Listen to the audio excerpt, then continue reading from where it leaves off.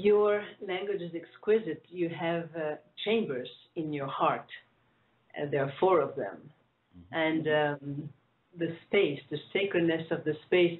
And many people I see are searching for new rituals. My wish would be that everything becomes a ritual, that I don't brush my teeth or say goodbye to somebody at the market without making that moment a moment of consciousness. Life is a constant ritual, a constant opportunity for communion. Absolutely. Now, when you step into a ritual mode, what about when you step out of it? What are you? Not in ritual anymore? Right. That ground is sacred and not that one? Right. So every moment is. Every moment can be. You wish to find a communion with life. It can be right now and here through live radio and. You were saying ritual. The next level of ritual is ceremony. And any couple who's going to bring a child into the world should understand that ritual, just as Laura just described, also goes into a moment where there's ceremony. And what ceremony is where you take the sacred space that you've built inside yourself and allow your whole property to be a part of that sacred space. So you're just not locked inside your home. We as human beings weren't meant to be locked inside of homes. We're meant to be in the rest of the world. Okay, yeah, for those people. Exactly. Our earth is our home and the cosmos, our garden. Yep.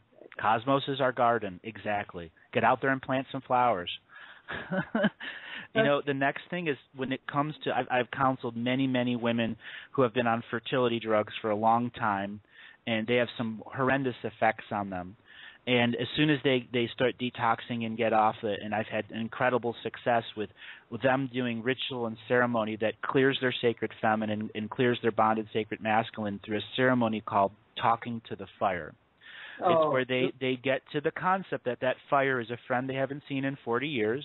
They've created a sacred space around it, whether it's an indoor or an outdoor fire, and they tell their whole story to that fire. And it could take a while, sometimes a few hours or a few days for you to actually challenge yourself. How far back can I go? I'll tell you how far I went during these fire ceremonies.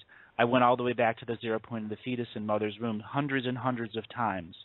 And it's what gives me the skill to speak in the language that I do, not just on these topics, but the hundreds of other topics that I do.